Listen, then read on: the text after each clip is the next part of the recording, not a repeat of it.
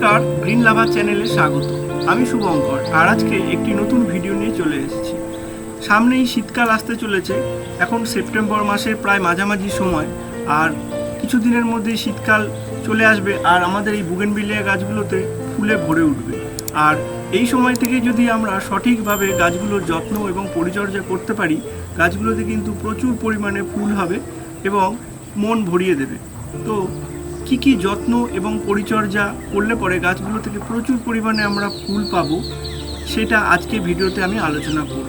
যত্ন পরিচর্যার মধ্যে বিশেষ কিছু কেয়ার আমাদের এই সময় বুগেনভিলিয়া গাছে নিতে হবে। সামনেই শীত আসতে চলেছে, তাই এর মধ্যে বেশ কিছুটা সময়ে আমরা গ্যাপ পেয়ে যাব।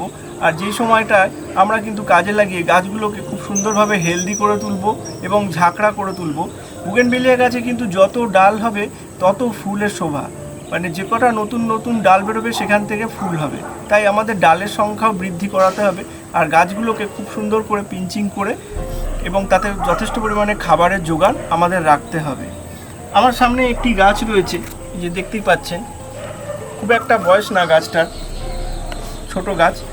আর এই গাছটা দেখতে পাচ্ছেন যথেষ্ট ডালপালা হয়েছে, আর কিন্তু এই গাছটা এখনও পিঞ্চিং করা হয়নি সেইভাবে, এটাকে পিঞ্চিং করতে হবে। তো তার আগে আমাদের যেটা করতে হবে, এই গোড়াগুলোকে হালকা করে একটু খুশে নিতে হবে, খুব একটা যাতে শিকড়ের ক্ষতিগ্রস্ত না হয়। আর গোড়াতে অনেক সময় দেখা যায় ঘাস বা বিভিন্ন রকমের আগাছা এবং পাতা নোংরা এগুলো থাকে, এগুলো একটু পরিষ্কার করে নিতে হবে। এই যে গোড়াগুলোকে আমরা ভালো করে খুশে নেব, আর আমাদেরকে তারপরে দিতে হবে খাবার। আর এই খাবার কি দেব, এই যে আমার কাছে দেখতে পাচ্ছেন, এই যে এখানে রয়েছে এই যে হাড় গুঁড়ো। এটা অবশ্যই বুগেনভিলিয়া গাছের জন্য কিন্তু খুবই দরকারি, এই হাড় গুঁড়ো ব্যবহার করতেই হবে। এই সাথে রেখেছি আমি বাদাম খোল, আমি দেখিয়ে দিচ্ছি। এই যে বাদাম খোল কিছুটা এটা গুঁড়ো গুঁড়ো করে নিয়েছি, আমি ভেঙে নিয়েছি, এর চটা আকৃতি পাওয়া যায়। আর এখানে রয়েছে নিম খোল, এই যে এটা নিম খোল, আর এটা লেদার মিল এবং রক্ত সার, এই দুটো মিক্সড রয়েছে। এটা অবশ্যই এটা আপনারা ব্যবহার করবেন, এটা ব্যবহার করলে গাছে কিন্তু খুব ভালো কাজ দেয়। আর তার সাথে শিংকুচি, এটা কিন্তু গাছে নাইট্রোজেনের প্রচুর পরিমাণে যোগান দেয়।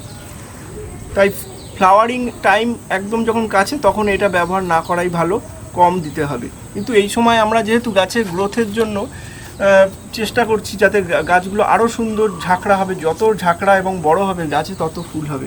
তাই এই সময় কিন্তু আমাদের একটু গ্রোথ নিয়ে নিতে হবে। তাই প্রথমেই, আর যে জিনিসটা সবথেকে গুরুত্বপূর্ণ আরও একটি, সেটা হলো এই যে ভার্মি কম্পোস্ট।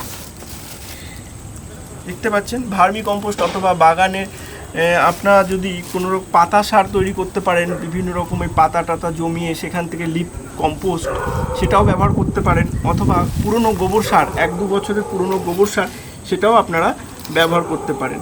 তাহলে এখানে যে আমি সারটা দেব, এখানে কি করব, আমি নিয়ে নিচ্ছি ভার্মি কম্পোস্ট।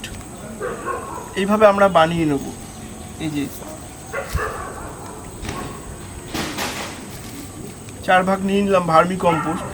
এখানে হাড় গুঁড়ো নিয়ে নিচ্ছি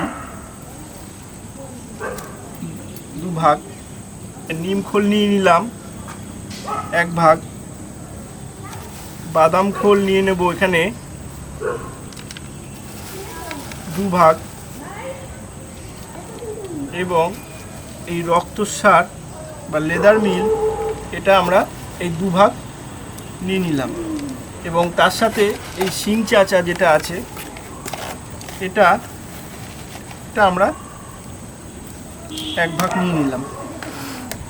এর সাথে আপনারা বায়োজাইম, যে গ্র্যানুয়াল পাওয়া যায়, বায়োভিটার, বা এই সমুদ্রের শৈবাল থেকে তৈরি হওয়া দানা দানা, এইগুলো আপনারা দিতে পারেন। এতে সমুদ্রের শৈবাল থেকে তৈরি হওয়া বিভিন্ন রকম উপাদান থাকে, যেগুলো গাছের জন্য খুবই গুরুত্বপূর্ণ।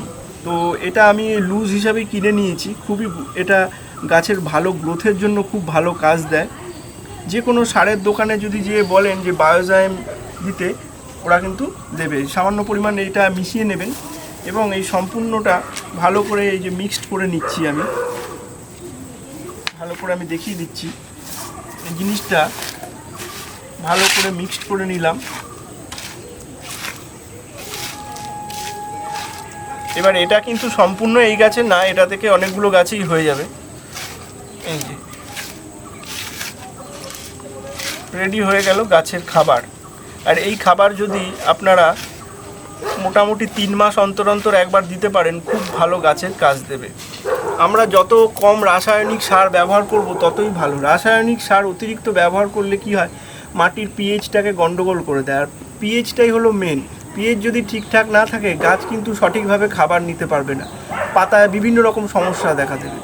পিএইচ যদি ঠিক না থাকে, অনুখাদ্যগুলোকে ভালোভাবে গাছ গ্রহণ করতে পারবে না।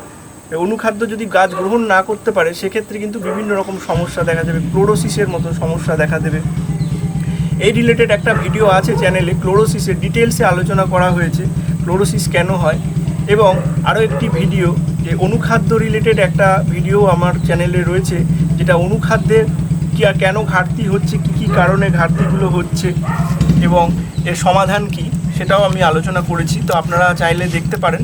তো এই যে খাবারটা দেখতেই পাচ্ছেন, এটা আমার রেডি হয়ে গেল। এই খাবার আমরা এরকম 1 হাতা মতন নেব, গাছের টবে চারিপাশ দিয়ে সুন্দর করে এটা দিয়ে দেবো। অতিরিক্ত সার দিলেই যে গাছ খুব ভালো হবে তা না। বুগেনভিলিয়া গাছে এইটুকুনি খাবারই যথেষ্ট। অতিরিক্ত সার দিলে গাছ কখনোই ভালো হয় না। সেক্ষেত্রে গাছে এইগুলো তো বিভিন্ন রিয়াকশান হবে মাটিতে মিশে, এবং সেখান থেকে আরও ক্ষতি হতে পারে। কিন্তু যতটুকু পরিমাণ ততটুকু দেওয়াই ভালো। মাত্রা অতিরিক্ত খাবার গাছের জন্য ক্ষতি করে। এই যে খাবারটা দিয়ে দিলাম, এটাই যথেষ্ট। আর আমাদের এবারে কি করতে হবে, গাছটা যাতে এই খাবারগুলো সঠিকভাবে গ্রহণ করতে পারে, তার জন্য আমাদের কি করতে হবে, হিউমিক অ্যাসিড। এই যে হিউমিক অ্যাসিড দেখতে পাচ্ছেন, এই হিউমিক অ্যাসিডটা অন্তত মাসে একবার করে আপনারা যদি ব্যবহার করতে পারেন, গাছের কিন্তু ওভারঅল গ্রোথ খুব ভালো হবে। গাছ মাটির থেকে ভালোভাবে খাবার গ্রহণ করতে পারবে, মাটি পিএইচটাকে মেনটেন রাখবে এই হিউমিক অ্যাসিড।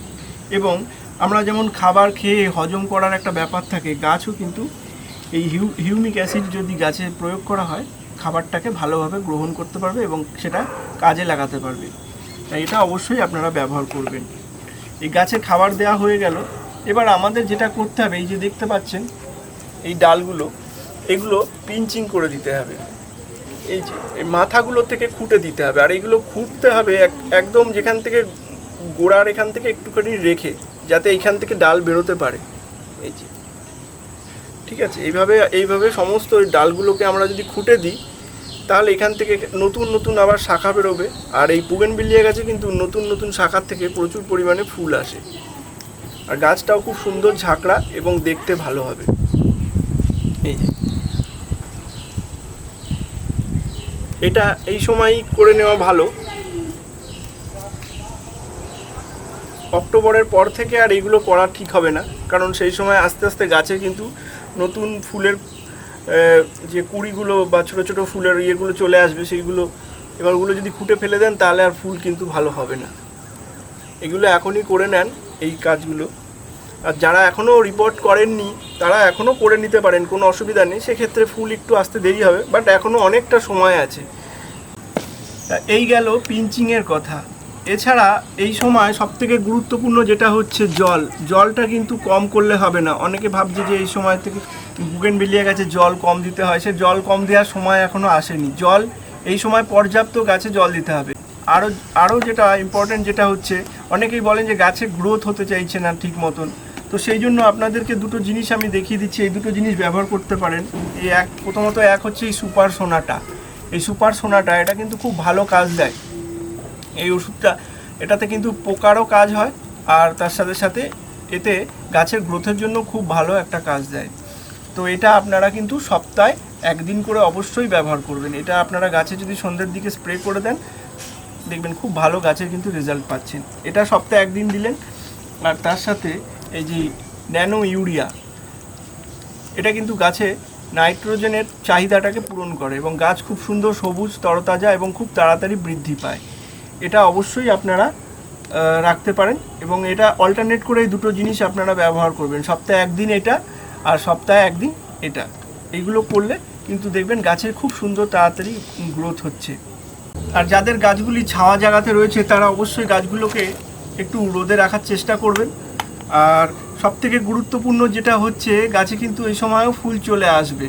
তো যদি ভালো ফুল পেতে চান শীতকালে, গাছ ভরে ফুল হবে, চেষ্টা করবেন ফুলগুলো কেটে দেওয়ার। আর এটা যদি আমরা মায়া করে ফুলগুলো রেখে দিই, আমারও গাছে দু একটা গাছে ফুল রয়েছে, যেমন এই যে একটা, এটাকে আমি আর কাটিনি, সব গাছেই ফুল ফেলে দিয়েছি, সেরকম কিছু নেই, এই একটা রয়েছে, এইটা আর দু একটা রয়েছে।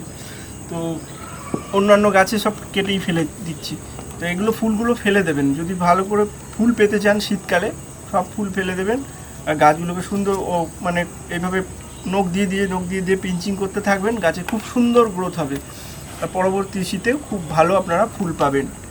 আর প্রচুর ফুল পেতে গেলে পরবর্তী স্টেপগুলো কি করতে হবে নেক্সট ভিডিওতে আমি জানিয়ে দেবো। ঠিক ফুল আসার আগে ঠিক সময় আপনারা ভিডিওটা পেয়ে যাবেন, তাই চ্যানেলটি সাবস্ক্রাইব করে রাখবেন। আর পরবর্তী ভিডিওগুলো আপনাদের কাছে ঠিক সময় মতো পৌঁছে যাবে। তাহলে আশা করছি আজকের ভিডিওটি আপনাদের ভালো লেগেছে। যদি ভিডিওটি ভালো লেগে থাকে অবশ্যই চ্যানেলটি সাবস্ক্রাইব করে সঙ্গে থাকবেন। ধন্যবাদ।